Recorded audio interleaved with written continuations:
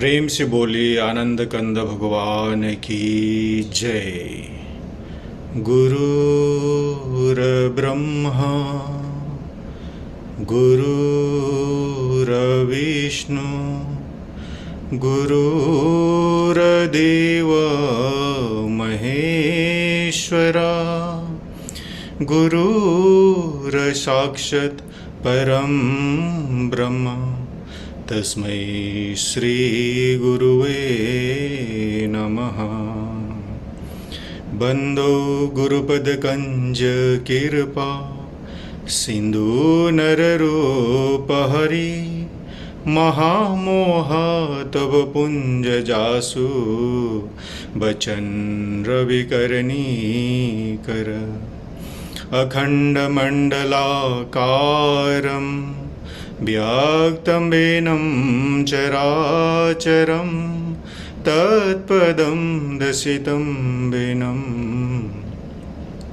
तस्मै श्री गुरुवे नमः। प्रेम से बोलिए श्री सद्गुरुदेव महाराज की जय।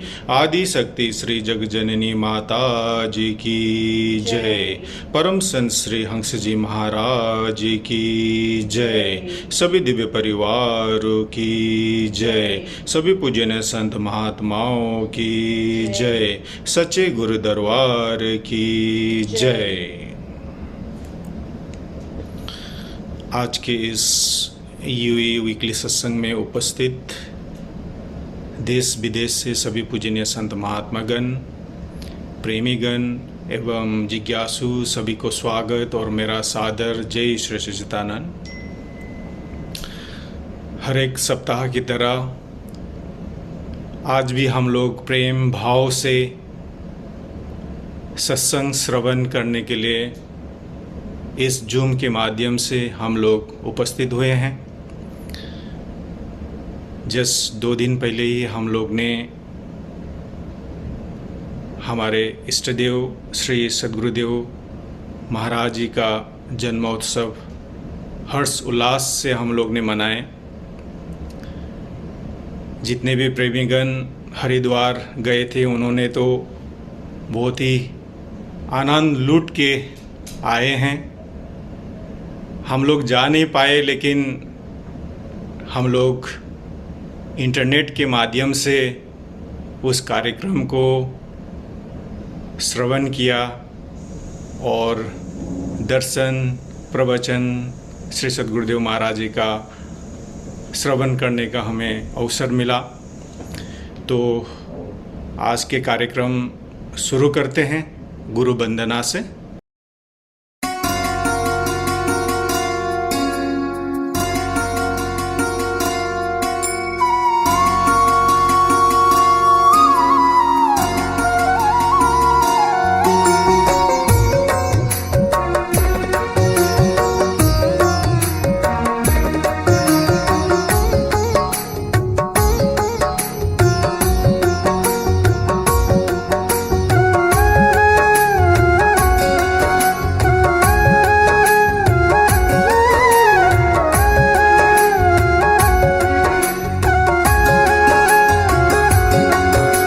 चरण कमल बलिहारी रे प्रभु चरण कमल बलिहारी रे। मेरे मन की दुविधा तारी रे, मेरे मन की दुविधा तारी रे। गुरु चरण कमल बलिहारी रे प्रभु चरण कमल बलिहारी रे।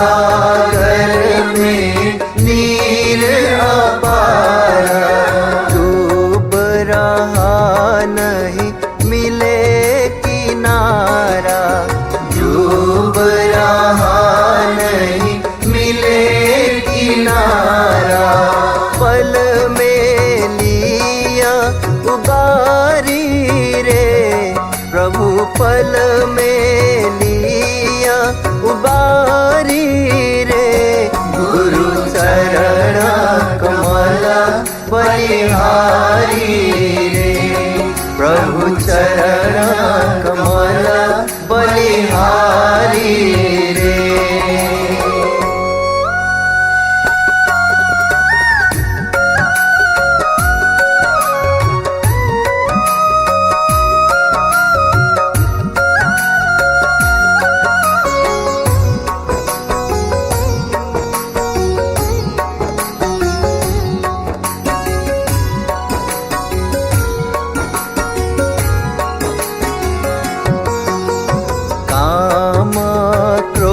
मद लोभ लुटेरे, काम क्रोध मद लोभ लुटेरे, जन्म जन्म के बैरी मेरे, जन्म जन्म के बैरी मेरे, सबको दीन मारी रे प्रभु, सबको दीन मारी रे, गुरु चरण कमल बलिहारी रे, प्रभु चरण कमल बलिहारी रे।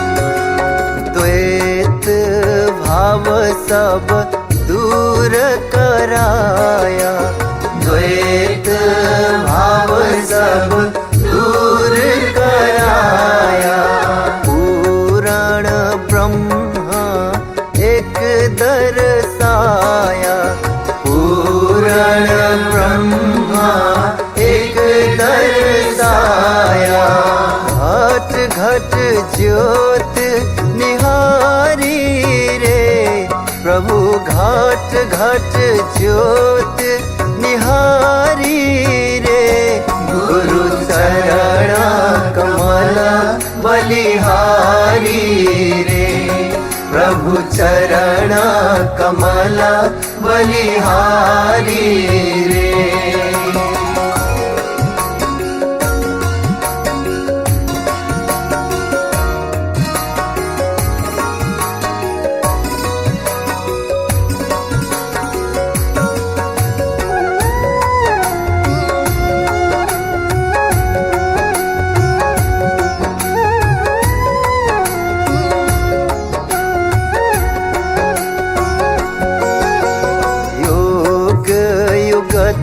गुरु देव बताए, योग युगत गुरु देव बताए, ब्रह्मानंद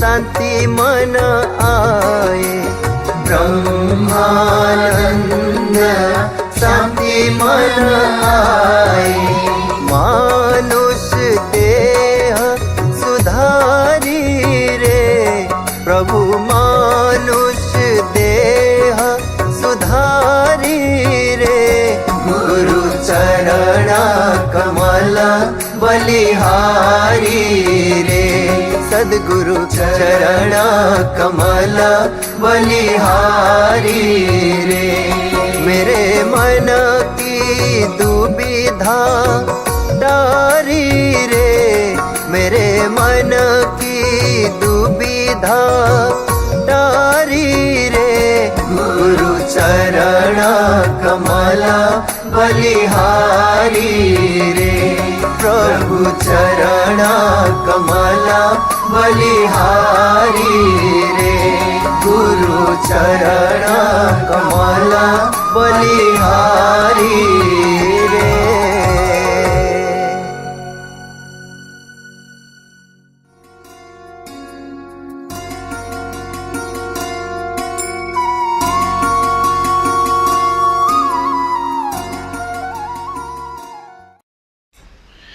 प्रेम से बोलिए आनंद कंद भगवान की जय। इस सुंदर गुरु वंदना को स्वर दिया था हमारे गुरु भाई यूएसए से इंदिरा लामेछा ने, और इस गुरु वंदना के जो वीडियो एडिटर थे हमारे सुयोग्य राय जो इजराइल से हैं, उनको बहुत बहुत धन्यवाद। चलिए आज के प्रथम सत्संग की तरफ चलते हैं।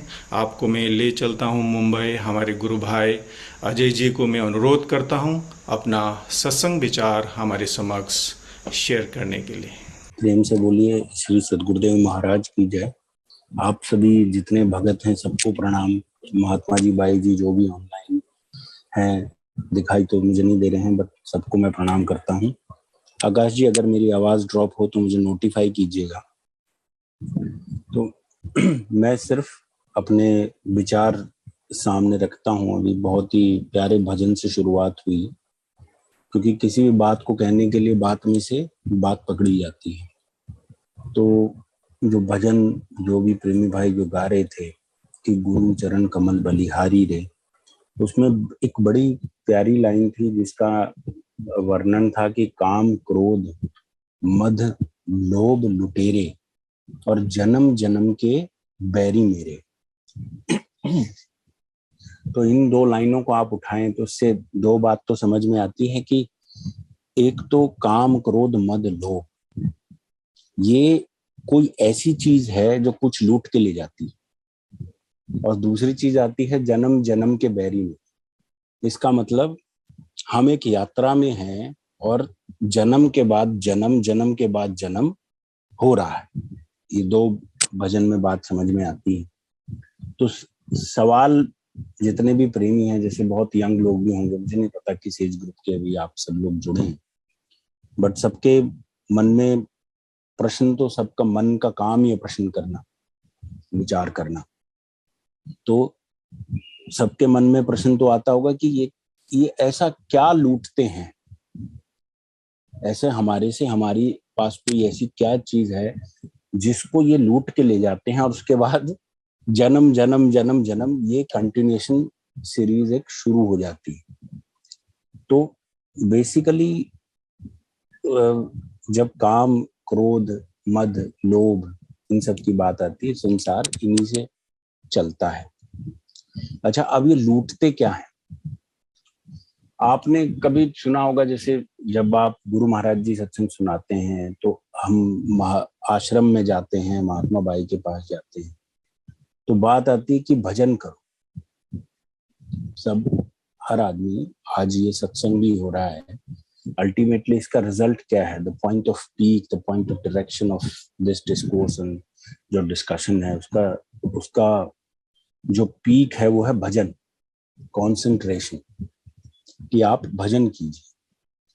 तो आप अगर काम क्रोध मद लोभ, मान लीजिए आप कोई काम कर रहे हैं, कोई भी काम कर रहे हैं जीवन में, आप मान लीजिए कि आप सब्जी काट रहे हैं, वो जो गृहिणी होती हैं प्याज काटती हैं या कोई सब्जी काटती हैं, और उनको गुस्सा आ जाए, क्रोध आ जाए, काम के बारे में तो सब आप जानते ही, न गुस्सा आ जाए तो ये खतरा रहता है कि उनका कंसंट्रेशन बिगड़ जाएगा, उंगली कट जाएगी।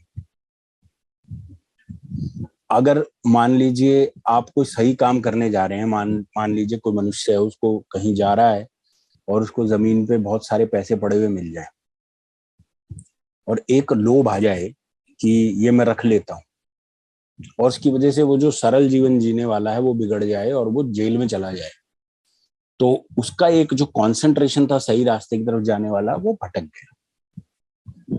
तो इन सिंपलर फॉर्म कहने की बात ये है कि ये जो चार लोग हैं आपकी कंसंट्रेशन छीन लेते हैं। जब भी आप मान लीजिए इन चारों में से कोई भी प्रेजेंट रहेगा तो आपको भजन नहीं करने देगा। काम, क्रोध, मद, लोभ, एक पांचवा और चोर होता है जिसको कहते हैं मोह। तो मान लीजिए किसी माँ का बच्चे में मोह है, आप में से बहुत गृहिणियां भी होंगी, यहाँ माताएं होंगी, अगर उनको बोल दीजिए कि एक काम करो, बच्चे को 10 दिन पिताजी के पास छोड़ दो, आप चलिए हमारे साथ, हम जा रहे हैं भजन करने कहीं, चलिए भजन कराएंगे, तो बच्चे में मोह इतना होगा कि भजन भजन को छोड़ दिया जाएगा और बच्चे में अटक जाएगा। तो ये जो 5 चोर हैं, इनका मेन मकसद है to make you away from a concentration. जो किसी भी तरह की कॉन्सेंट्रेशन, इनका काम ही है बिगाड़ना। और दूसरी लाइन आती है कि जन्म जन्म के बैरी मेरे। अगर कंसंट्रेशन अगर बिगड़ जाए तो इसका मतलब इस भजन की 2 लाइनों का अर्थ ये निकलता है कि अगर आपकी कंसंट्रेशन बिगड़ जाती है तो आपको एक जन्म, फिर दूसरा जन्म, फिर तीसरा जन्म, तो आप उस रेलगाड़ी में बैठ जाते हो कि आपको इंजन तक पहुंचना है, तो अभी आप पिछले डब्बे में हो, अगले जन्म में अगले डब्बे में आओगे, फिर उससे अगले डब्बे में आओगे, उससे अगले डब्बे में आओगे, तो यात्रा ये शुरू हो जाती है। तो बेसिकली ये कंसंट्रेशन चीज क्या है? इंग्लिश में हम तो भारत में पैदा हुए, बहुत एक अच्छी गर्व की बात है कि हमारे को शब्दों का सही अर्थ, हमारे जो शब्द हैं जिस हमारे देश में या हमारे धर्म में, हमारी संस्कृति में, वो शब्दों का चयन बहुत ही सही तरीके से किया गया है। जैसे ध्यान, इंग्लिश में जाएं तो शब्द है मेडिटेशन। हम जो भजन करते हैं उसको अंग्रेज लोग या जो फिरंगी लोग हैं वो कह देते हैं मेडिटेशन। पर पूछा जाए मेडिटेशन और कंसंट्रेशन में क्या फर्क है, ये 2 शब्द अपने आप में बहुत सारी गहराई रखते हैं कि मेडिटेशन और कंसंट्रेशन में क्या फर्क है। ऐसे ही आप शब्द सुनते हैं ध्यान और योग, 2 अलग अलग शब्द हैं, तो ध्यान और योग में क्या फर्क है? ध्यान तो आप अपने पिताजी का भी कर सकते हैं।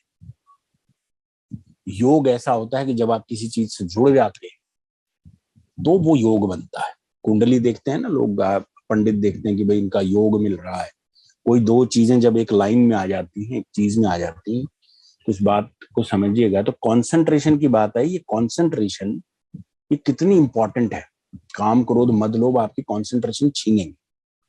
कंसंट्रेशन अगर आपकी छीन ली जाएगी तो आप मेडिटेशन कैसे करोगे, ध्यान कैसे करोगे? जब आपकी मन की जो एकाग्रता है, कंसंट्रेशन का शुद्ध हिंदी शब्द है एकाग्रता। तो इसके बारे में एक कहानी, मैं छोटी सी कहानी आपके साथ शेयर करता हूं। हमारे जो है अमेरिकन इंडस्ट्रीज थे बहुत साल पहले, 1835 की बात है, वो पैदा हुए 1900 जब भारत आजाद नहीं हुआ तब की बात। उनका नाम था एंड्रू कार्नेज।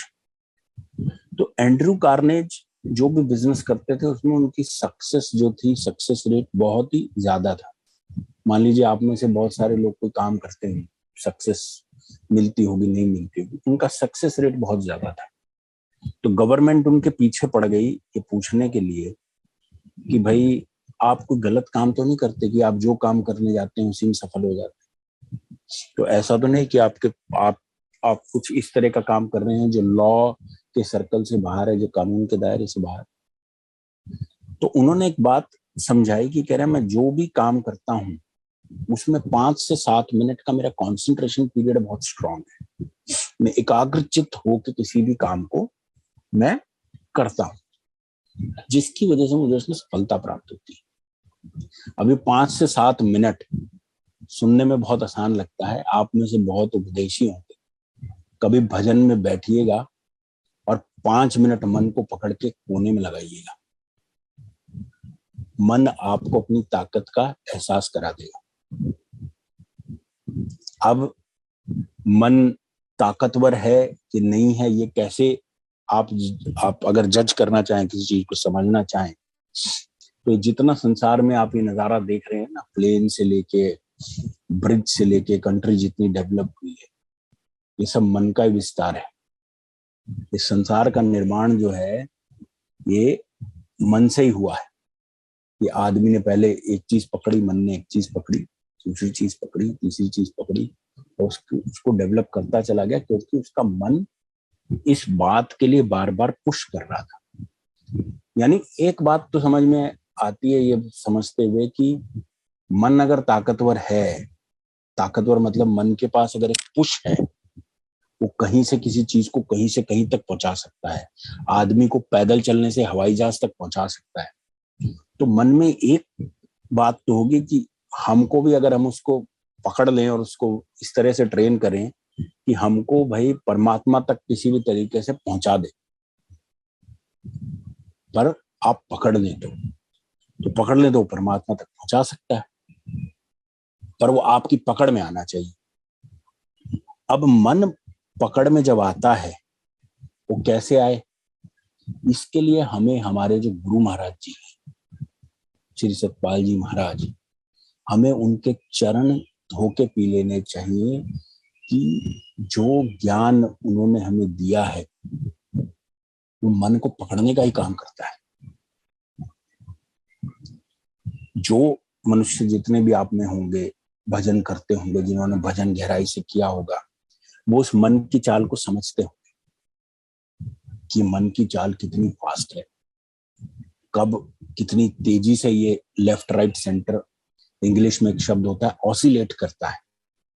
कभी आपने ईईजी करवाया होगा तो हार्ट बीट आपने देखी है वो किस तरीके से, जब ईईजी और ईसीजी की रिपोर्ट आती है आप देखें तो मन का ऑसिलेशन भी उतना ही फास्ट है, जबकि उससे भी कहीं ज्यादा। तो हम मतलब गुरु महाराज जी के हमें इतना शुक्रगुजार होना चाहिए, इतना थैंकफुल होना चाहिए कि हमें जो है इस तरह का ज्ञान दे दिया कि पहाड़ों में उस सहजता तक पहुंचने के लिए योगी, बहुत योगी हैं, हठ योग करते हैं, बहुत योगी हैं, तपस्या में लगे रहते हैं, आश्रमों में सेवाएं करते रहते हैं, पहुंच नहीं पाते। आप में से बहुत लोग यात्रा करते होंगे, बहुत जब आप यात्रा करते हो तो बहुत तरह के साधुओं से, बहुत लोगों से मिलते हैं। तो उस समय आपको, अगर आप करते होंगे तो आपको ये बात समझ में आएगी कि हम जो है, हमें नतमस्तक होना चाहिए अपने गुरु महाराज जी के प्रति कि इतनी कृपा हुई कि हमारे पास ये ज्ञान प्राप्त हो गया, हमें डायरेक्शन दिखा दी। अब अगर गुरु महाराज जी ने हमें डायरेक्शन दिखाई है तो हमारा नियम बनता है कि हम भजन में बैठें। अगर आप मुसीबत में हैं, वैसे तो सबके पास घर है, मान लीजिए आपके पास घर नहीं है, आप एक इस स्थिति में है कि आप बहुत ही गरीब हैं या आपके पास बैठने का स्थान नहीं है, तो भी मनुष्य कुछ ना कुछ जुगाड़ करके भजन के प्रति लगाव लगाए, क्योंकि जो उम्र है आपकी कटती चली जाएगी, एक एक श्वास आपका घिसता चला जाएगा, और घिसने के बाद एंड में जब शरीर बूढ़ा हो जाएगा और आप सोचेंगे कि बुढ़ापे में भजन होगा, तो बुढ़ापे में तो प्रैक्टिस को शार्प किया जा सकता है, प्रैक्टिस स्टार्ट नहीं की जा सकती। अगर कोई बूढ़ा आदमी टेनिस प्लेयर, जिस शरीर में दम ही नहीं है, ये शरीर मिला किस लिए, इस शरीर में आप देखेंगे 5 उंगली हैं, 1 2 3 4 5, ये 5 ही क्यों है, पैर में भी 5 उंगली है। तो आप ये समझिएगा, ये जो शरीर हमको मिला है जिसमें 5 जोर हैं, 5 तत्व हैं, है ना, 21,600 श्वास हैं आपके पूरे दिन में। अगर आप इस 21,600 श्वास की साइंस को भी समझें तो सन का सेंटर और अर्थ का सेंटर जब आप इसको करते हैं तो ये 108 टाइम्स आता है। 21,600 को जब आप डिवाइड करते चले जाएं तो 108 ही बचता है।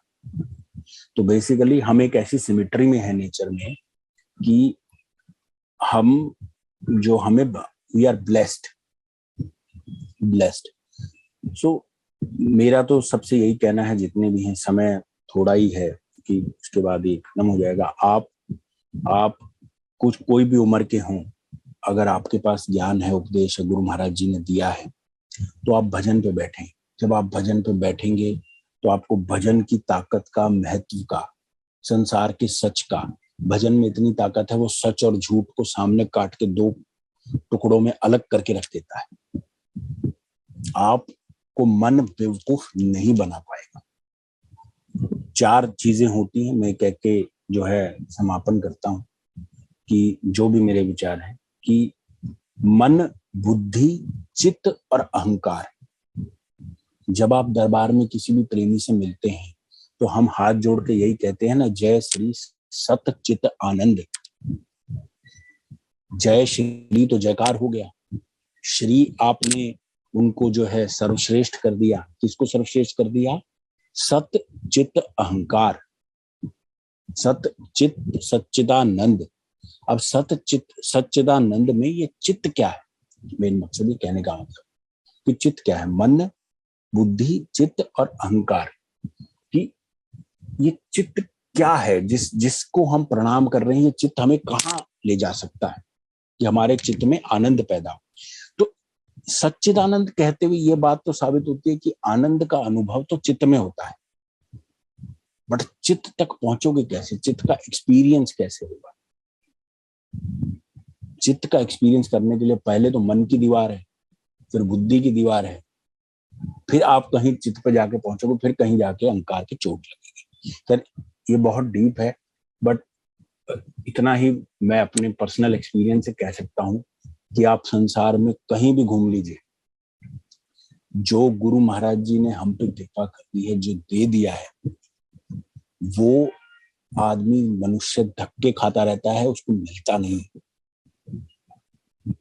जो हंस जी महाराज की तरफ से, फिर जो है हमारे सतपाल जी महाराज, हमारे गुरु महाराज जी ने हम पे कृपा करी, और जो जब पहले मनुष्य ठोकर खाता रहता था, उसको ज्ञान नहीं मिलता था, हमें वो ज्ञान मिल गया, हमें भजन करने की एक विधि बता दी। वो विधि मनुष्य धरती पर धक्के खाता रहता है, उसको प्राप्त नहीं होती। कोई मंत्र जपता है, कोई कुछ करता है, कोई किसी को मानता है, कोई कहीं मानता है, और जो सत है, जो इतने वर्षों से चला आ रहा है, जो बड़े बड़े योगी करते आ रहे हैं, जिस सहज योग को, जिस ध्यान को, वो हमें गुरु महाराज जी ने ऐसे ही दे दिया कि ले जाओ बेटा, ले लो, तुम कर लो। और करना हमारे ऊपर है। यदि आप कर नहीं रहे हैं तो ये आपकी गलती है। अगर आप करेंगे तो इसके महत्व को आप समझ पाएंगे। तो सच्चिदानंद में जो चित्त में जो आनंद को महसूस करना है, जो सच्चा आनंद है, वो महसूस करने के लिए भजन करना पड़ेगा, नहीं तो समझ में नहीं आएगा कि सच्चित आनंद होता क्या है। जी, तो मैं सिर्फ यही कह रहा, मैं एक महात्मा जी के पास, मैं आप लोगों के सबसे शेयर करता हूँ। मैं बहुत छोटा था, एक महात्मा जी के पास मैं रहता था। तो वो महात्मा जी बहुत ज्ञानी थे, गुरु महाराज जी को भी बहुत प्यारे थे। जब गुरु महाराज जी बहुत, तब तो यंग थे बहुत ज्यादा, एंड वो महात्मा जी बहुत बूढ़े थे, आप इनसे कोई नहीं जानता होगा। तो तब मैंने एक बात उनकी बताई हुई आप सबसे शेयर करता हूँ, आप सबके जीवन में वो काम आएगी। एक भगत बैठे थे, जिन्होंने उनसे पूछा कि मनुष्य को क्या करना चाहिए। सवाल की गहराई को समझिए। सवाल सिर्फ इतना था कि मनुष्य को जीवन में क्या करना चाहिए।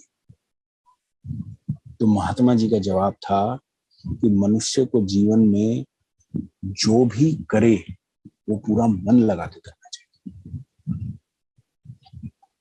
तो इस बात को आप ये समझिए कि आप अगर भजन कर रहे हो तो पूरा मन लगा के करो। इसका अर्थ क्या है? बाकी जो भी आप काम करते हो, जीवन चलाने के लिए बहुत सारी चीजों की जरूरत होती है, काम है, परिवार है, संभालना है, बट जो भी आप करो पूरा मन लगा के करो। भजन में इसका अर्थ क्या है? अगर आप भजन में बैठे तो अपने मन में संशय न रखें। अगर आपके मन में संशय है तो सत्संग, ज्ञान, जो आश्रम बने हैं, आश्रम क्यों बनाता है? कोई भी महान महापुरुष होता है, हमेशा हिस्ट्री रही है, महापुरुषों ने आश्रम बनाए ताकि उस ज्ञान का विस्तार स्पीड से हो सके। आप भी आज घर में वाईफाई लगाते हैं तो राउटर लगाते हैं ना, कोने कोने में। जब टीवी देखते हैं तो बहुत जगह एंटीना लगे हैं ना। किसी भी चीज को विस्तार करना होता है तो उसके टावर्स बनाए जाते हैं। ये प्रकृति है, नेचर है। तो आश्रम है। अगर आपके मन में कोई डाउट है, कोई चीज समझ में नहीं आती है, तो महात्मा जी को पकड़िए, बाई जी को पकड़िए, उनसे रिक्वेस्ट कीजिए, आप अपनी खोज करिए। ये मैं आपको अपने पर्सनल एक्सपीरियंस से गारंटी देता हूं। यदि आपके मन में खोज सच्ची है तो आपको उत्तर प्राप्त करने जाना नहीं पड़ेगा, उत्तर देने वाला आपके पास स्वयं आ जाएगा। ये मेरे जीवन में घटा है और मैं इस बात की गारंटी इसलिए ले सकता हूं क्योंकि ये मेरा पर्सनल एक्सपीरियंस है।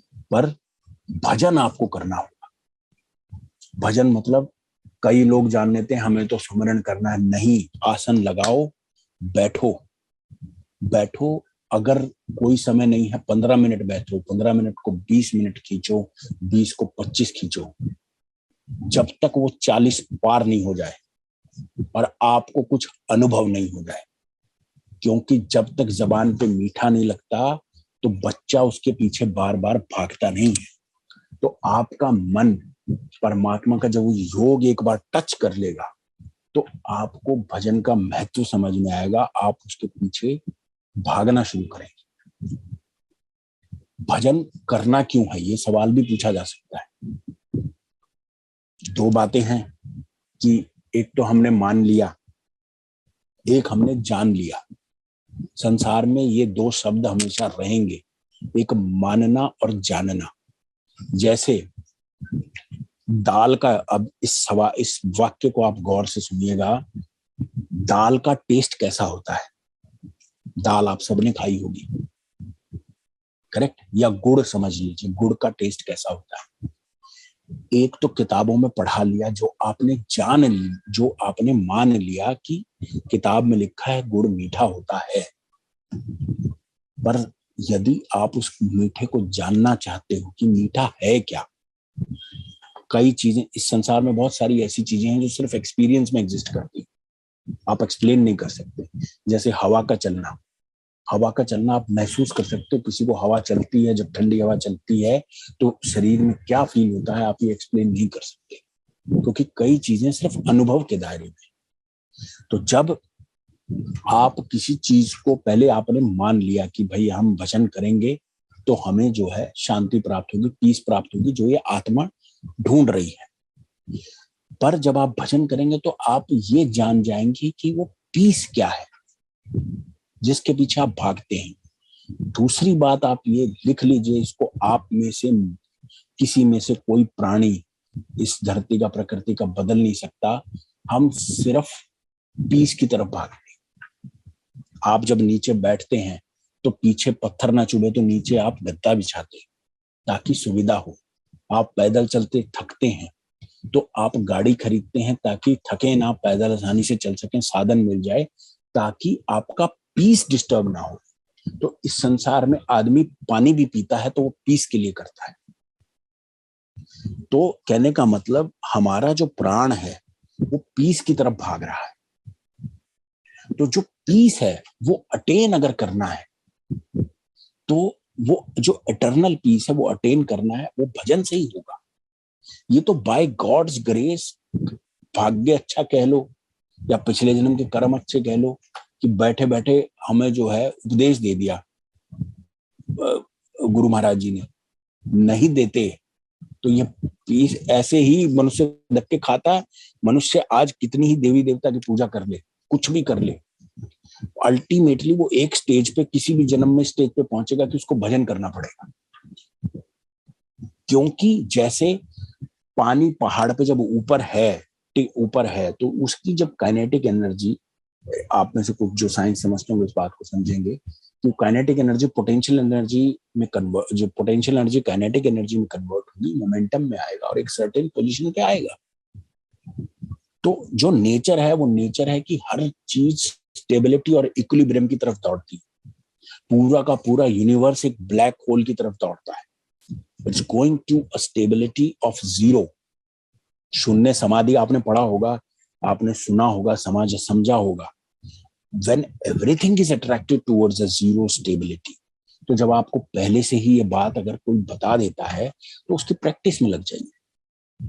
प्रैक्टिस स्लो हो सकती है, प्रैक्टिस में रुकावट भी आ सकती है, कुछ भी हो सकता है। प्लेयर भी जब प्रैक्टिस करता है टेनिस खेलने के लिए, टांग टूट जाती है, ब्रेक आ जाती है, पर वो फिर करता है। अगर उसे करना है तो, अगर उसे प्लेयर ही नहीं बनना है तो वो प्रैक्टिस नहीं करेगा। अगर आपको भजन नहीं करना है तो आप कोई ना कोई एक्सक्यूज ढूंढ लेंगे कि मैं भजन ना करूं, कोई ना कोई एक्सक्यूज ढूंढ लेंगे। माताएं बहनें अपना एक्सक्यूज ढूंढेंगी किचन में, सामान ये वो वैसा। पर अगर करना है, अगर आपके पास फौजी का दिमाग है कि फौजी जैसा बिहेवियर है कि नहीं ये तो करना ही है, मौका मिलते ही करना ही है, कितनी मुसीबत आ जाए, कुछ सोने की जगह नहीं है, ट्रेन में बैठा हूँ, खींच देता हूँ 15-20 मिनट, तो आप कर डालेंगे। तो ये आपके ऊपर है, सिर्फ इतना ही सवाल है, करना चाहते हो कि नहीं करना चाहते हो। अगर नहीं करना चाहते हो तो नहीं कर रहे हो, करना चाहते हो तो कर रहे हो। तो गुरु महाराज जी ने, ये गुरु महाराज जी का ऑर्डर है कि भाई नाम जप कलु आयु। तो नाम का सुमरण करो। नाम का सुमरण आप करोगे तो जिसका नाम लोगे उसको आना पड़ेगा। तो जो पीस के पीछे आप भाग रहे हो ना, जिसका नाम नहीं जानते लोग कि पीस क्या है, अच्छा ये कर लेते हैं, ऐसा कर लेते हैं, इसमें शांति प्राप्त हो जाएगी, तो जो एक्चुअल पीस का नाम गुरु महाराज जी ने दिया, ये उनकी बहुत बड़ी कृपा है।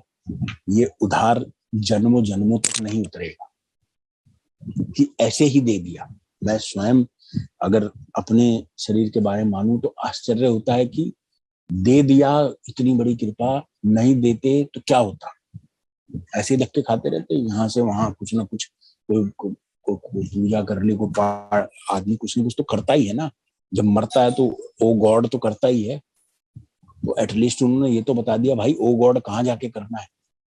ये उनकी इतनी बड़ी कृपा, नहीं बताते तो क्या होता, अनाथ ही रहते। तो मैं I think I should keep my voice मम नाउ। आकाश जी, मैं आप सबको प्रणाम, सबको चरण स्पर्श है ना। बस एक बात याद रखिएगा कि इस स्किन से उम्र नहीं होती, ये मिट्टी है, मिट्टी बनती है, गड़ जाती है। आप अंदर से जो हो उससे आपका ज्ञान और वो प्राप्त होता है। अगर आपको किसी बच्चे से ज्ञान मिले तो उससे ले लीजिए, बुजुर्ग से मिले तो उससे ले लीजिए, बट भजन करिए। भजन बहुत इंपॉर्टेंट है। टाइम चेंज हो रहा है बहुत रैपिडली, भजन जरूर करिए। तो मैं सबसे हाथ जोड़ के सबको प्रणाम करता हूँ, जो भी महात्मा भाई ऑनलाइन को प्रणाम करता हूँ। प्रेम से बोलिए श्री सद्गुरुदेव महाराज की जय, हंस वंश की जय, सभी महान पुरुषों की धरती पे जो भी है सबको प्रणाम और श्रद्धा जय। प्रेम से बोलिए आनंद कंद भगवान की जय। हमारे गुरु भाई अजय जी को अति प्रेरणादायक सत्संग विचार हमारे समक्ष साझा करने के लिए आपको बहुत बहुत धन्यवाद। आपने अपना कीमती समय निकाल के आज हमारे समक्ष इतना प्रेरणादायक सत्संग आपने साझा किया, बहुत बहुत धन्यवाद आपको। अभी एक छोटा सा भजन होगा, भजन के लिए मैं आमंत्रित करता हूँ हमारे गुरु बहन प्रतिमा सिकदिल जी जो दुबई से हैं। परम पूज्य परमात्मा श्री सद्गुरुदेव महाराज की जय, आदि शक्ति जगत जननी माता जी की जय।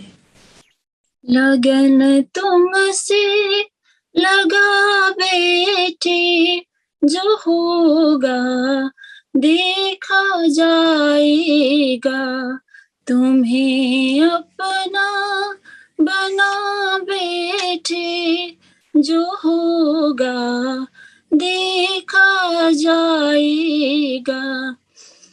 लगन तुमसे लगा बैठे, जो होगा देखा जाएगा, जो होगा देखा जाएगा। लगन तुमसे लगा बैठे, जो होगा देखा जाएगा। कभी दुनिया से डरते थे कि छुप छुप याद करते थे, कि छुप छुप याद करते थे। लो अब पर्दा उठा बैठे, जो होगा देखा जाएगा। लगन तुमसे लगा बैठे, जो होगा देखा जाएगा। कभी ये ख्याल था दुनिया हमें बदनाम कर देगी, हमें बदनाम कर देगी। शर्म अब बीच खा बैठे, जो होगा देखा जाएगा। लगन तुमसे लगा बेटे, जो होगा देखा जाएगा। दीवानी बन गई तेरी, तो फिर दुनिया से क्या लेना, तो फिर दुनिया से क्या लेना। तेरे चरणों में आ बैठी, जो होगा देखा जाएगा। लगन तुमसे लगा बैठी, जो होगा देखा जाएगा। तुम्हें अपना बना बैठे, जो होगा देखा जाएगा। लगन तुमसे लगा बैठी, जो होगा देखा जाएगा। जो होगा देखा जाएगा। प्रेम से बोले श्री सद्गुरुदेव महाराज की जय। प्रेम से बोले आनंद कंद भगवान की जय। हमारे गुरु बहन प्रतिमा सिकदल जी को अति सुंदर भजन प्रस्तुति के लिए बहुत बहुत आभार और धन्यवाद। चलिए अभी सत्संग होगा। सत्संग के लिए मैं आपको ले चलता हूँ करनाल। हमारे पूजनीय महात्मा धरणीबाई जी को मैं अनुरोध करता हूँ अपना सत्संग विचार हमारे समक्ष रखने के लिए। बोलिए श्री सद्गुरुदेव महाराज की जय। श्री आनंद कंद भगवान की जय। आदिशक्ति जगत जननी श्री माता जी की जय। वंदे बोधमयं नित्यं गुरुं शंकर रूपिणं, यमाश्रितो हि वक्रो अपि चंद्रः सर्वत्र वंदिते। अज्ञानतिमिरान्धस्य ज्ञानाञ्जनशलाकया चक्षुः उन्मीलितं येन तस्मै श्रीगुरवे नमः। तस्मै श्रीगुरवे नमः। बोलिए श्री सद्गुरुदेव महाराज की जय। श्री आनंद कंद भगवान की जय।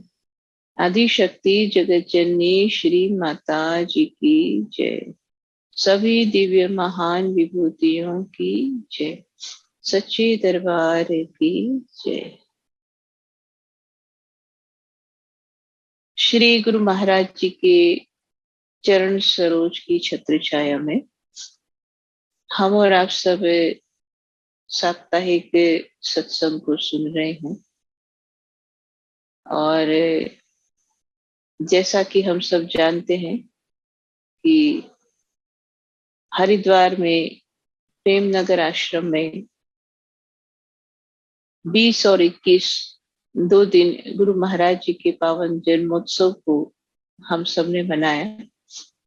और सभी ने, चाहे वो वहां थे चाहे नहीं थे, उस आनंद को गुरु महाराज जी की दया से प्राप्त किया।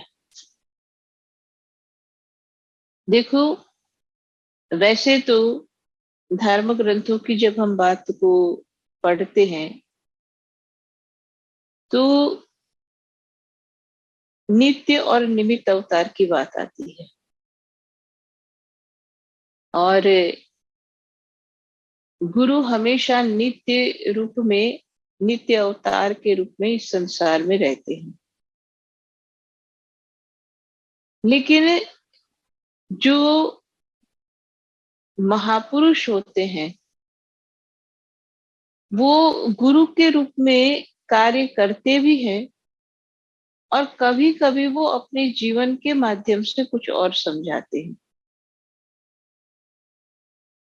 अब होता क्या है कि जब किसी महान आत्मा ने, किसी महान पुरुष का इस संसार में अवतरण हुआ और उन्होंने अपने जीवन काल में ज्ञान दिया, लोगों को खूब आनंद दिया, अपनी जो लीलाएं थी वो की, लेकिन आमतौर पर ये देखा जाता है कि जब वो समय बीत जाता है और तब जो है लोग उनको याद करते हैं और फिर बाद में उनकी जन्म तिथि को मनाते हैं। लेकिन कुछ कुछ ऐसी जो है एक जिसको हम कह सकते हैं कि कुछ कुछ ऐसी साइन है, कुछ कुछ ऐसे और माध्यम है जिसके माध्यम से हम समझ पाते हैं कि वास्तव में अभी के समय में महापुरुष कौन है। तो चाहे किसी भी युग में जब कभी भी जब महापुरुष अवतार लेते, चाहे भगवान राम के रूप में लिया हो, चाहे भगवान कृष्ण के रूप में, चाहे जीसस के रूप में, चाहे गुरु गोविंद सिंह जी की बात हो, चाहे दसों बादशाह की बात हो, चाहे किसी की बात हो, तो एक बात कॉमन उसमें हम ये पढ़ते हैं कि उनका जो जन्म का समय जो होता है वो बड़ा विशेष होता है। चाहे नवमी तिथि की जब हम बात सुनते हैं कि चैत्र मास की नवमी तिथि बड़ा जो है एक सुहावना समय था कि मध्य दिन के मध्य के समय में और भगवान राम ने अवतार लिया, तो एक विशेष तिथि जो होती है और जो दिन जो अवतार का होता है उसमें एक विशेषता जरूर होती है। चाहे अष्टमी की बात हो, चाहे नवमी की बात हो, और उसी के माध्यम से जो अवतार लेने वाले महापुरुष है और उनके जीवन के बारे में बहुत सारी बातें पता लगती है। जैसे भगवान कृष्ण मध्य रात्रि में, जैसा हम कथा में सुनते हैं कि अष्टमी तिथि है और मध्य रात्रि में उन्होंने संसार में अवतार लिया और मध्य रात्रि में अवतार लेते ही और उन्होंने अपनी लीला दिखाना शुरू किया। और जैसा कि हम जानते हैं कृष्ण भगवान की जन्म की कथा में कि कैसे तुरंत ही जो है उनको जेल से और यमुना जी पार करके ले गए, वहां जो भी उनकी बाल लीला हुई। लेकिन जन्म जिसका हुआ, जिसने अभी अवतार लिया, अवतार लेते ही कि एक अंधकार में अवतार लिया है और अंधकार को चीर करके वो अपनी जर्नी करने के लिए निकल पड़े, चाहे अभी नवजात शिशु ही क्यों न है।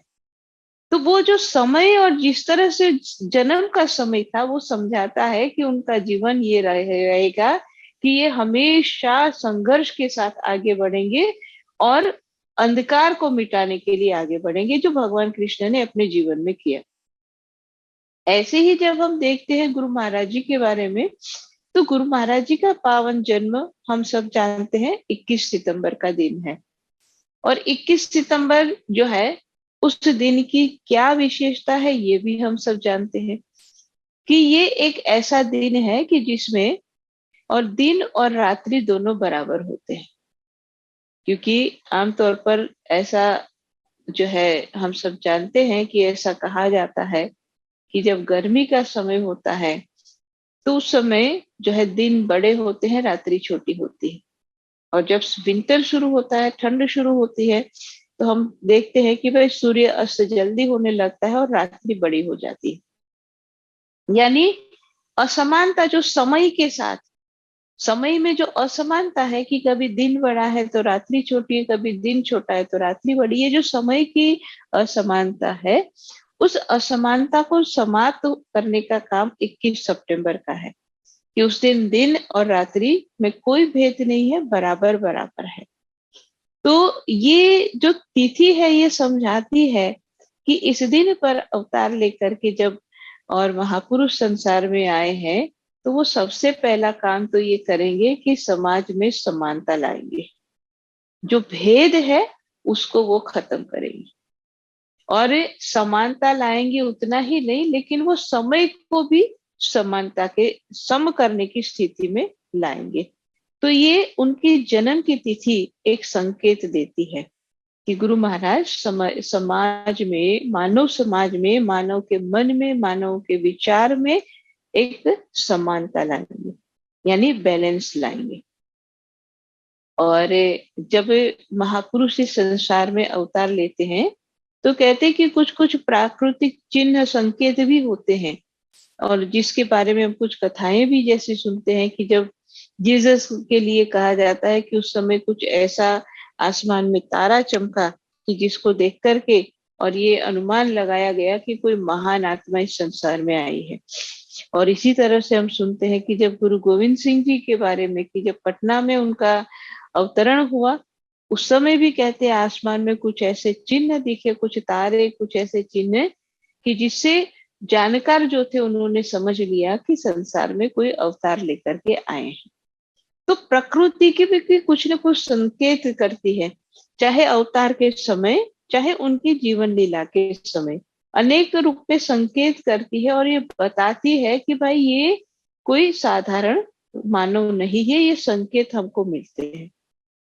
और गुरु महाराज जी के साथ जब हम बात सुनते हैं तो कई तरह के प्राकृतिक संकेत हम उनके बारे में सुनते हैं, चाहे जन्म के साथ की बात हो, चाहे अभी जो गुरु महाराज जी की नरलीला हो रही है उसमें भी हम सुनते हैं। लेकिन सबके अपने अपने अनुभव होंगे, सबके पास गुरु महाराज जी के और लिए या उनके लिए जो प्राकृतिक संकेत मिले होंगे वो सबको पता होगा। बहुत कॉमन है, हर एक व्यक्ति इस बात को समझ सकता है, कह सकता है कि फला फला जगह प्रोग्राम था और इतना जो है मौसम खराब था, और जैसे गुरु महाराज जी का आगमन हुआ सारा मौसम ठीक हो गया, प्रकृति ने खूब साथ दिया, इतना सुहावना मौसम हो गया और इतने अच्छे से प्रोग्राम हो गया। और जैसे प्रोग्राम खत्म हुआ, सारा काम खत्म हुआ और फिर मौसम खराब हो गया। ये घटनाक्रम कोई नई बात नहीं है, कई जगह हम ये बात सुनते हैं। और मैं जब ये बात सुना भी रही हूँ तो बहुत लोगों को अपने समय की बात भी याद आ रही होगी कि हाँ हम फला जगह प्रोग्राम में गए थे और ऐसा ही हुआ था, बहुत बारिश हो रही थी और जैसे प्रोग्राम का दिन नजदीक आया आसमान साफ हो गया, गर्मी भी खत्म हो गई, बहुत अच्छे से प्रोग्राम हो गए। कहीं कोई ये भी याद आ रहा होगा कि भाई गुरु महाराज जी के आने से पहले तो मौसम इतना खराब था, बहुत ठंड थी, गुरु महाराज जी आए, मौसम इतना अच्छा हो गया और जो है स्वेटर की भी पहनने की जरूरत नहीं रही, बहुत अच्छे से प्रोग्राम हो गया, सब कुछ हो गया। जैसे गुरु महाराज जी गए और फिर ठंड शुरू हो गई। तो ये प्रकृति जो है उनके साथ जो होती है ये एक पहचान होती है।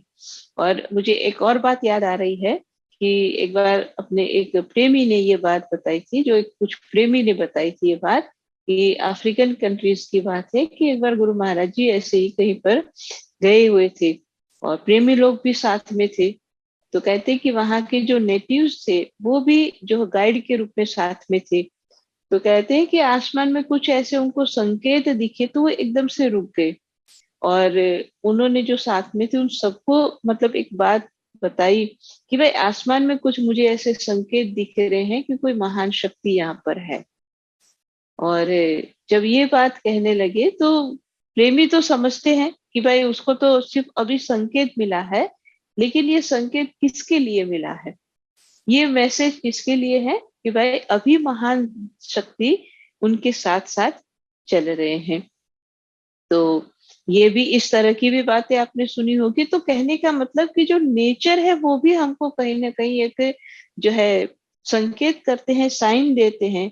और गुरु महाराज जी के साथ तो अनेक देखो और महापुरुषों के बारे में चाहे शायद हमको इतना उनके बारे में जानकारी नहीं भी होगी, जैसे जीसस के बारे में एक ही पता है, गुरु गोविंद सिंह जी के बारे में एक ही पता है और महापुरुषों के बारे में एक या दो बातें पता होती है। लेकिन गुरु महाराज जी जो अभी जो संसार में जो अपने अवतार के कार्यों को कर रहे हो तो उसमें तो हम इतनी सारी बातें सुनते हैं। और उसका अभी एक प्रत्यक्ष जो अनुभव था 2 दिन का हरिद्वार के प्रोग्राम में भी, और सबने इसको भी अनुभव किया। तो कहने का मतलब प्राकृतिक संकेत भी हमको ये बता रहे हैं कि गुरु महाराज एक महान दिव्य अवतारी पुरुष है। फिर कुछ कुछ फिजिकल साइन होते हैं महापुरुष के, उनके लंबे हाथ होते हैं, उनके कान होते, बहुत सारी ऐसी कुछ साइन होते हैं, हालांकि उस पर हम नहीं जाएंगे, ये जो बातें हैं उसमें, लेकिन कुछ फिजिकल बॉडी के भी साइन होते हैं जिससे पता लगते हैं कि ये महापुरुष है। लेकिन जो सबसे ज्यादा हमको समझना है वो है महापुरुष की पहचान उनके कर्म और उनके स्वभाव से सबसे ज्यादा होती है। तो उनके कर्म हमेशा लोगों के कल्याण के लिए, जीवों के उत्थान के लिए होते हैं, ये तो हर एक महापुरुष के बात आती है। लेकिन एक स्वभाव भी होता है महापुरुष का, और उनके स्वभाव में दो चीजें कॉमन देखी जाती है, और वो है, एक तो वो मर्यादा का पालन हमेशा करते हैं, और दूसरी बात ये होती है कि बहुत ही धैर्यवान होते हैं। और मैं इस बात के लिए एक दो दृष्टांत के माध्यम से इसको समझाना चाहूंगी कि बहुत सारे ऐसे प्रेमियों के साथ हम जब बात करते हैं, और बहुत सारे हमारे अंदर भी ऐसे विचार उठते हैं कि कभी कभी हम समाज में कुछ ऐसा देखते हैं, तो कभी प्रेमी लोगों से बात होती है, चाहे भाई जी महात्मा जी बात हम आपस में कर रहे होते हैं, तो कभी कभी हमको लगता है कि बहुत हो गया, गुरु महाराज जी अपने आप को क्यों नहीं प्रकट कर देते, क्यों गुरु महाराज जी ये सब नहीं कर लेते हैं। लेकिन जैसा हम इतिहास में या धर्म ग्रंथों में पढ़ते हैं, तो क्या उसमें पढ़ने में आता है, मैं एक मतलब जो बात कथा हम सुन चुके हैं उसके माध्यम से बताऊं कि जैसा हमने सुना है कि जब भगवान रामचंद्र जी और लक्ष्मण जी विश्वामित्र जी के साथ गए और वहां पर जो भी उनका कार्य था किया, संपन्न हुआ, राक्षसों का वध हुआ, उसके बाद विश्वामित्र जी के साथ वो राजा जनक की मिथिला नगरी में आते हैं, और वहां जो हम सब जानते हैं कि सीता स्वयंवर का समय था, तो स्वयंवर के लिए फिर इतने सारे राजा वहां पर बैठे, जैसा हम सुनते हैं कि भाई रावण भी उस स्वयंवर में था, और भी बड़े बड़े राजा वहां पर आए हुए थे, और भगवान रामचंद्र जी और लक्ष्मण जी को लेकर के गुरु जो है विश्वामित्र जी भी वहां पर गए, उनका भी स्वागत हुआ, एक स्थान दिया। और जो हम सुनते हैं कि भाई स्वयंवर में एक शर्त थी कि जो धनुष जो था और उसको उठाए और उसकी प्रत्यंचा चढ़ाए, तो उसी को सीता जो है वरमाला जयमाला उनके गले में डालेंगी, इस तरह की जो शर्त हम सुनते हैं। और जब उस घटनाक्रम में ये बताया जाता है कि एक एक करके सारे राजा आते हैं, और जो इतने बड़े बलवान थे, इतने जो है ताकतवर थे, और कितने भी उनका बल सामर्थ्य था, लेकिन वो धनुष को हिला भी नहीं पाए। और या तो उठाने के चक्कर में कहते कि कोई गिर पड़ा, किसी का मुकुट गिर गया, किसी की हंसी हुई, ये सारी बातें सुनाई जाती है। और कहते कि जब इतना सब कुछ हो रहा है, इतने राजा एक एक करके उठ रहे हैं, आ रहे हैं, धनुष उठाने की कोशिश कर रहे हैं, लेकिन भगवान राम बड़ी धैर्य से आराम से निश्चिंत होकर के बैठे हैं। उनको कोई हड़बड़ी नहीं है कि नहीं नहीं मेरा काम है, चलो तुम लोग क्या कर सकते, मैं उठा लेता हूँ। तो मानव और महामानव में यही फर्क होता है ना। हम और आप जैसे साधारण मानव को अगर थोड़ा सा बल मिलता है, तो हम सबसे आगे अपना बल प्रदर्शन करने के लिए पहुंच जाते हैं कि चलो हटो पीछे, हम कर लेंगे, तुमको क्या आता है, हमको आता है, मैं समझता हूँ, मुझे आता है। लेकिन ये महापुरुष का स्वभाव होता है कि वो हमेशा दूसरों को पहले मौका देते हैं, वो कभी अपने आप को पहले नंबर पर नहीं रखते, सबको मौका देते हैं। और हम इस बात को कथा में पढ़ते हैं कि सीता स्वयंवर में भगवान रामचंद्र जी एक बार भी जो है और अपना जो रूप अपना जो है रूप नहीं कहेंगे, अपना जो सामर्थ्य था या अपना जो असलियत थी, अपनी जो सच्चाई थी, उसको प्रकट करने की कोई उनको जल्दी नहीं थी। वो बड़ी आराम से बैठे थे, और सारे राजा आ रहे हैं, हो रहा है, और तब जाकर के कहते हैं कि जब कोई भी नहीं कर पाया, और तब राजा जनक ने कहा कि क्या ये पृथ्वी और वीरों से हीन हो गई है। और इतना सब कुछ होने पर भी आखिर में लक्ष्मण जी के अंदर भी जो है चंचलता प्रकट हो जाती है, उनको भी हो जाता है कि भगवान भैया क्यों नहीं खड़े होकर के ये कर लेते, तब वो खड़े होकर के अपनी बात इतनी सुनाते हैं।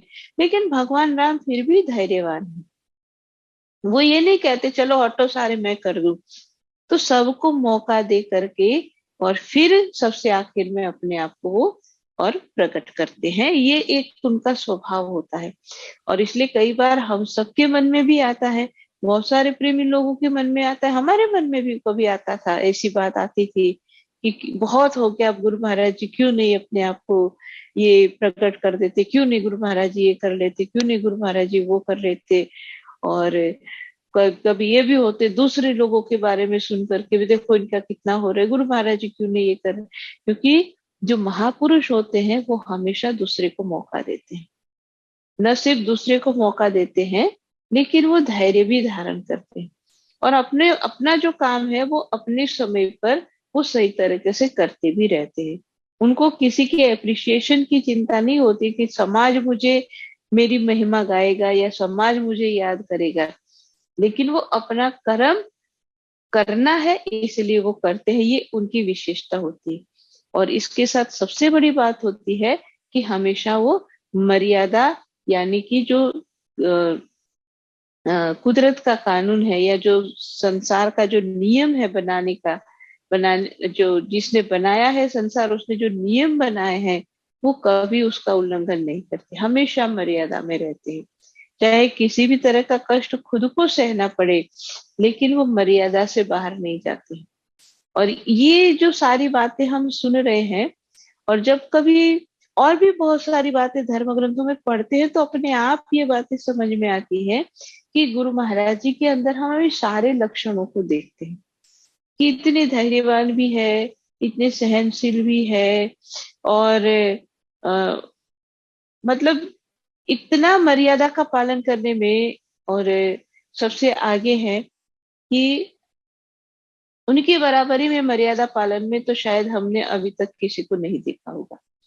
तो ये सारे ही जो गुरु महाराज जी के विशेषताएं हैं, हालांकि हमें अपने आप को ये समझाना नहीं होता है, ना हमें उसके लिए कोई एक प्रूफ चाहिए कि हमारे गुरु महाराज कौन है। ये तो हम जैसे अभी हम अजय भाई से सुन रहे थे कि भाई भजन से अपने आप में सारी बातें समझ में आती है, लेकिन जब हम जन्मोत्सव को मना रहे हैं तो बहुत सारी बातें इस तरह की हमको और अपने आप ही दिमाग में आती है कि किसी युग में किसी महापुरुष ने जो कुछ भी किया होगा उनके साथ की, चाहे कितनी भी लीलाओं की कथाएं हम सुनते होंगे, लेकिन बहुत सारा अलग अलग महापुरुषों के जो वृत्तांत है वो बहुत सारा एक साथ गुरु महाराज जी के जीवन में हम देखते हैं। और सबसे बड़ी विशेषता जैसे अलग अलग रूप में जैसे हम देखें तो जैसे कहा जाता है कि भगवान राम ने राजा बने राज्य किया और गुरु नानक देव जी ने राज नहीं किया, लेकिन वो जो थे और प्रचार के लिए जीवन भर भ्रमण करते थे। गुरु नानक देव जी के बारे में आता है कि वो हमेशा प्रचार के लिए भ्रमण करते थे, एक स्थान पर नहीं रहते थे। मतलब एक अवतारी पुरुष है कि जो मर्यादा पालन करने के लिए समाज में एक और बहुत अच्छा उदाहरण प्रस्तुत करने के लिए एक राजा के रूप में, गृहस्थी के रूप में रह रहे हैं और अपनी मर्यादा से सबको बता रहे हैं कि कैसे जीवन जीना चाहिए। एक महापुरुष है जो ठीक है अपने जीवन के माध्यम से और अपनी वाणी के माध्यम से जीवन और साथ साथ अपने सत्संग के माध्यम से, वाणी के माध्यम से लोगों में जागृति ला रहे हैं। लेकिन जब ये दोनों बातें एक साथ देखनी हो तो हम अपने गुरु महाराज जी में देखते हैं कि भाई एक तरफ तो वो जो है एक राजनीति में भी अपना जो है योगदान दे रहे हैं, समाज कल्याण में भी अपना योगदान दे रहे हैं और दूसरी तरफ वो भ्रमण करते हुए और समाज में सत्संग और ज्ञान का भी प्रचार कर रहे हैं। तो जो बातें हम गुरु महाराज जी के जीवन में जो देखते हैं, वास्तव में अगर गहराई से सोचते तो ऐसा लगता है कि कई अनेक युग पुरुष जो अनेक महापुरुष हुए, उनके जीवन की जो जो बातें थी या जो उनके जीवन के साथ जुड़ी हुई जो बातें थी, उन सबका सार मिलाया जाए, उन सबको मिला करके एक पात्र में रखा जाए तो कहते वो गुरु महाराज जी के रूप में हम प्रकट होगा। और यही हम सब जो है इस रूप में उसको समझ भी पा रहे हैं, चाहे मतलब उनको गुरु के रूप में समझते हैं, चाहे उनको हम अपना सब कुछ है उस रूप में समझते हैं, चाहे किसी भी रूप में हम इस बात को लेते हैं, लेकिन कहते हैं कि भक्त और भगवान, शिष्य और गुरु, ये जो रिश्ते होते हैं उसमें चाहे आप कितने भी संबंधों की बात जोड़ लो, लेकिन एक ही संबंध उसमें जो परमानेंट होता है, और वो वही होता है जो हनुमान जी भगवान राम से कहते हैं। और जैसा कि हम और जो है भक्तों के बारे में सुनते हैं कि जो एक ही जो रिश्ता परमानेंट रहता वो यही है कि आप मेरे स्वामी हैं और हम अब आपके चरणों के दास हैं। ये रिश्ता जो होता है वो परमानेंट रहता है। बाकी जो रिश्ते जोड़े जाते हैं कि आप मेरे माता है, पिता है, ये कुछ समय के लिए होता है, फिर बदल जाता है, हमारे अंदर परिवर्तन आता है, मैच्योरिटी आती है, विचार बदलते हैं, सब कुछ बदलता है। लेकिन एक शिष्य और एक गुरु का जो स्वामी और सेवक का रिश्ता है वो परमानेंट होता है। और यही एक ऐसा रिश्ता है कि जो दोनों को एक कर देता है। क्योंकि जैसा कि हम रामचरितमानस में भी पढ़ते हैं कि स्वयं भगवान भी ये कहते हैं, भगवान रामचंद्र जी भी ये कहते हैं कि वे सारा संसार जो मैंने बनाया है तो सभी मेरे प्रिय है, क्योंकि सभी को मैंने बनाया है, मेरा कोई अप्रिय नहीं है। लेकिन इन सब में जो मेरा सेवक है वो मुझे सबसे अधिक प्रिय है, क्योंकि सेवक और स्वामी का जो रिश्ता होता है वो रिश्ते को, अगर जैसा अभी हम सुन रहे थे कि बहुत सारी बातें ऐसी होती है कि जिसको सिर्फ अनुभव किया जाता है, उसको बखान करके मुंह से बोला नहीं जाता है। बहुत सारे ऐसे जो है बातें होती है कि चाहे आप कितना भी उसको एक्सप्लेन करने की कोशिश करो लेकिन शब्द वहां मिलते ही नहीं है। तो ऐसा ही रिश्ता जो शिष्य और गुरु का है, स्वामी और सेवक का जो रिश्ता है, ये रिश्ता भी एक्सप्लेनेशन से परे है। क्योंकि वो जो भाव जुड़ता है वो भाव ही अपने आप में वहां पर सबसे बड़ी चीज होती है, और उस भाव का कोई भी किसी भी शब्दों के माध्यम से बखान नहीं होता है। इसलिए गुरु हमारे गुरु महाराज हमारे गुरु हैं, वो हमारे सब कुछ है। लेकिन जब ये भाव मन में रहता है कि आप मेरे स्वामी हैं और मैं आपका सेवक हूँ, तो कहते हैं कि यही भाव हमको न सिर्फ इस जन्म में एक मर्यादा में रखता है, न सिर्फ हमारे मन के अंदर विचारों को एक कंट्रोल में रखता है। क्यों? क्योंकि जब सेवक की बात आती है तो सेवक के लिए तो वही श्रेष्ठ है जो स्वामी चाहते हैं। तो इसलिए फिर वहां उसके पास मन को भगाने के लिए, मन को कहीं जाने देने के लिए कोई मतलब खिड़की दरवाजे खुले ही नहीं रहते हैं, क्योंकि उसको पता है कि भी मेरे लिए एक ही बात है कि मेरे स्वामी मेरे मालिक है और वो जो चाहते हैं वो मुझे करना है। तो इस रिश्ते में सबसे बड़ा यही रहता है कि जो बात है कि मैं वाला सबसे बड़ा जो खतरा है वो वहां खत्म रहता है, खत्म हो जाता है, मैंपन नहीं रहता है। बाकी रिश्तों में होता है कि मेरी माँ है मैं जो करूं, मेरे पिता है मैं जो करूं।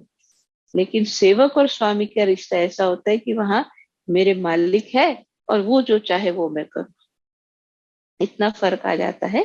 इसलिए हम सब जो है अपने गुरु महाराज जी के श्री चरणों में अपने मन को जोड़ते हुए और इस रिश्ते को निभाते हुए, क्योंकि इसमें हम अपने आप को ही एक फायदे में रखते हैं कि मन एक स्थान पर टिक जाता है, फिर वहां ज्यादा फ्लक्चुएशन नहीं रहेगा कि ऐसा या वैसा, न ऐसा न वैसा, कैसा तो जैसा मालिक ने कहा वैसा, तो कोई फ्लक्चुएशन नहीं। जितना फ्लक्चुएशन रहता है उतना ही एनर्जी भी वेस्ट होती है और हम खुद भी परेशान रहते हैं। इसलिए सीधा सरल बात यह है कि हम सेवक बन के गुरु महाराज जी के चरणों के दास बन के उनकी जो मर्जी है वैसे अपने आप को ढाले, वैसा हम जिए। तो कहते हैं कि जब सेवक भी इस तरह से अपने आप को ढाल करके ऐसा जीवन जीता है, तो जैसा कि हम सुनते हैं रामचरितमानस की बात में कि भाई भगवान राम स्वयं ये बात कहते हैं कि मेरे दोनों भाई भरत लक्ष्मण तो मुझे प्रिय है, लेकिन हनुमान तुम उनसे भी ज्यादा मुझे प्रिय हो, है ना। तो अपने भाइयों से भी बढ़कर किसको मानते हैं भगवान? सेवक को मानते हैं, क्योंकि सेवक और स्वामी के रिश्ते में समर्पण है, और यही रिश्ता हमारा हमेशा गुरु महाराज जी से बना रहे, यही उनके चरणों में प्रार्थना करते हैं, क्योंकि देने वाले भी यही है, कराने वाले भी वही है। बस हमारी सिर्फ एक अंदर से एक स्ट्रॉन्ग डिजायर होनी चाहिए, तो बाकी गुरु महाराज अपनी जो है अहेतुक की दया से, उनकी अहेतुक की कृपा से हमको वैसा बना देते हैं जैसा वो चाहते हैं, जब हम तैयार है करने के लिए। तो एक बार फिर गुरु महाराज जी के चरणों में और कोटि कोटि वंदन करते हुए, और गुरु महाराज जी के इस पावन जन्मोत्सव की जो हम सबको एक सुअवसर मिला और जन्मोत्सव मनाने का अवसर मिला, और जो भी हमने वहां पर प्राप्त किया उसको बहुत समय तक हम अपने मन में रखे। गुरु महाराज जी के जो विचार सत्संग सुने थे, देखो गुरु महाराज जी का सत्संग जब लाइव मिलता है उस समय हम सुनते हैं, लेकिन एक और मैं इस बात जोड़ना चाहूंगी कि हम सबके लिए सबसे ज्यादा यही अच्छा होता है कि जब हमने एक बार सुन लिया है, लेकिन उसी सत्संग को, जैसे महाराज जी का जन्मदिन का जो सत्संग गुरु महाराज जी ने सुनाया, हमने उस समय सुना, कुछ बातें समझ में, कुछ याद रही, लेकिन अगर हम उसी सत्संग को बार बार सुनते रहते हैं तो वास्तव में गुरु महाराज जी जो चाहते हैं वो हम तक बात पहुंच जाती है। इसलिए ये जो सत्संग प्रोग्राम आया था, जो हमने देखा, लेकिन YouTube पर आप सब जानते हैं कि वो अभी अवेलेबल है, तो जरूर उसमें गुरु महाराज जी के सत्संग को बार बार रिपीटेडली आप सुनते रहें, और सुनेंगे तो गुरु महाराज जी हमसे क्या चाहते हैं ये हम उसको समझ पाएंगे। तो जरूर उसको सुने और अपने जीवन को धन्य बनाए, महान बनाए, जैसा गुरु महाराज की मर्जी है उसी तरह जिए। और क्योंकि जब उनकी मर्जी में हम जीते हैं तो कहते हैं कि वो स्वयं ही हम पर कृपा करते रहते हैं। तो इसी शब्दों के साथ मैं अपनी वाणी को विराम देती हूँ। बोलिए श्री सद्गुरुदेव महाराज की जय, आनंद कंद भगवान की जय। प्रेम से बोलिए श्री सद्गुरुदेव महाराज की जय। हमारे पूजनीय महात्मा धरणी बाई जी को बहुत बहुत आभार और धन्यवाद देना चाहते हैं। अपना नेटवर्क आज वो ख़राब होने के बावजूद हमारे लिए उपस्थित होके सत्संग श्री गुरु महाराज जी की महिमा के बारे में हमें मार्मिक सत्संग सुना के सबको धन्य किया। हम लोग लाभान्वित हुए। बाई जी को बहुत बहुत आभार और धन्यवाद। हमारे अजय जी को भी बहुत बहुत धन्यवाद, समय निकाला और हमें अपना प्रेरणादायक सत्संग विचार से लाभान्वित किया। हमारे गुरु बहन प्रतिमा जी को भी बहुत बहुत धन्यवाद। और आज देश विदेश से जितने भी महानुभाव यहाँ सत्संग में जुड़े हैं, आप सभी को भी बहुत बहुत धन्यवाद। हमारा ये यूई वीकली सत्संग एवरी फ्राइडे इंडिया टाइम 9:30 से स्टार्ट होता है।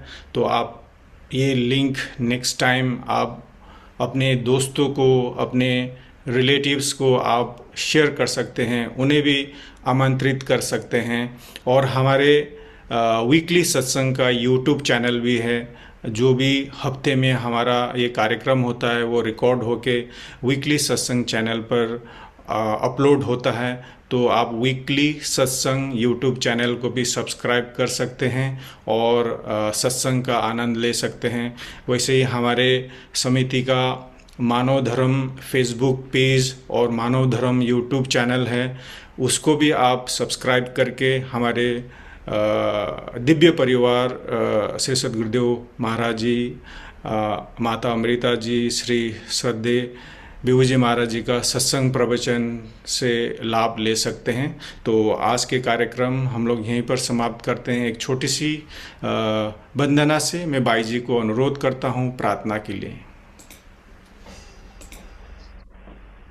त्वमेव माता च पिता त्वमेव बन्धुश्च सखा त्वमेव विद्याद्वरिणं त्वमेव सर्वं मम देव त्वमेव सर्वं मम देव देव, त्वमेव सर्वं मम देव देव। भक्तिदान मोहे दीजिए गुरुदेवन के देव, और नहीं कुछ चाहिए निश दिन चरणन सेव। बार बार वर मांग हूँ हर्षि देहु श्री रंग, पद सरोज अनुपायिनी भक्ति सदा सत्संग। बोले श्री सद्गुरुदेव महाराज की जय। श्री आनंद कंद भगवान की जय। आदि शक्ति जगत जननी श्री माता जी की जय। सभी दिव्य महान विभूतियों की जय। सच्चे दरबार की जय। सभी लोग थोड़ी देर के लिए नाम का सुमिरन करेंगे।